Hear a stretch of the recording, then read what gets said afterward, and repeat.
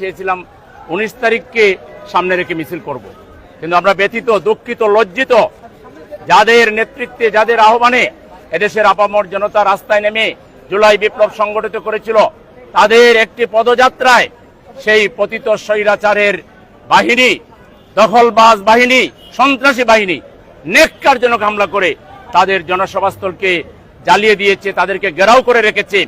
আমরা সেজন্য আজকে আমাদের স্বাভাবিক কর্মসূচি স্থগিত করে এই মুহূর্তে গোপালগঞ্জে হামলার প্রতিবাদে আমরা ঢাকার রাজপথে বিক্ষোভ মিছিল করব এবং সরকারকে আমরা 24 ঘন্টা টাইম দিতে চাই। 24 ঘন্টার ভিতরে হামলাকারীদের গ্রেফতার করে দৃষ্টান্তমূলক শাস্তি না দিলে গোটা বাংলাদেশ অচল করে দেওয়া হবে।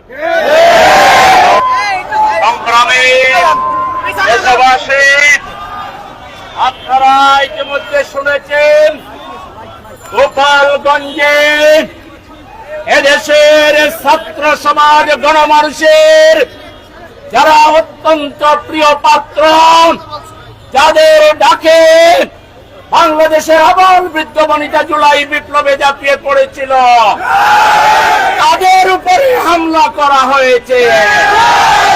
এই হামলা বাংলাদেশের উপরে হামলা, এই বাংলা গণতন্ত্রের উপরে হামলা। আমরা সরকারকে আগেই বলেছিলাম অস্ত্র উদ্ধার করুন, সন্ত্রাসীদেরকে গ্রেফতার করুন।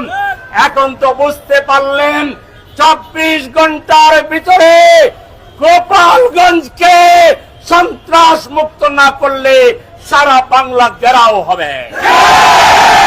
আমরা 24 ঘন্টার অতিরিক্ত 24 সেকেন্ডও দেখতে চাই না।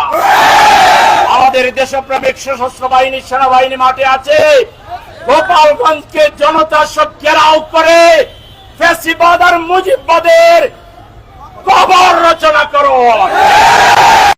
এরা কোন মানুষ নয়, এরা হিংস্র জানোয়ার, এরা বাংলাদেশের শত্রু, এরা ভারতের গোলাম, এরা দাবেদার, এরা আমাদের বিপ্লব হাইজ্যাক করতে চায়। বাংলাদেশের একজন মানুষ বেঁচে থাকতে ফ্যাসিবাদীদেরকে বাংলাদেশে আমরা আর মেনে নেব না।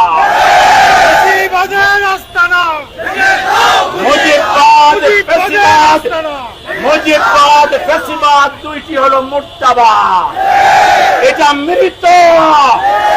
এটাকে যারা সহযোগিতা করবে, প্রশাসনের কোন দুর্বলতা আছে কিনা মাননীয় ইউনূস সাহেবকে এটা দেখতে হবে। কেন এই জনসভাকে আগে প্রটেক্ট করেন নাই? কেন রাস্তায় নামতে পারল? আপনাদেরকে যার জবাব দিতে হবে। আমরা আমাদের তরুণ নেতাদের নিরাপত্তা চাই। একটা তরুণ নেতার গায়ে যদি কোনো আঁচড় লাগে, বাংলাদেশের কোটি জনতা রুখে দাঁড়াবে।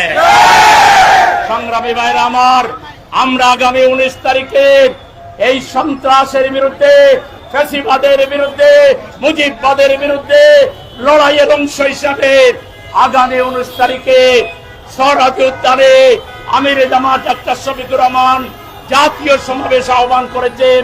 এই সমাবেশে মিরপুরবাসীকে, কাকরোলবাসীকে, ঢাকাবাসীকে দলে দলে যোগদান করার উদাত্ত আহ্বান জানিয়ে আমরা সরকারকে আবারও সতর্ক করছি, পরিস্থিতি নাগালের বাইরে যাওয়ার আগে ব্লকেট দিয়ে গোপালগঞ্জ থেকে একটা ছাত্রলীগ, যুবলীগ, আওয়ামী লীগকে ধরে এদেরকে উপযুক্ত শাস্তির ব্যবস্থা করো।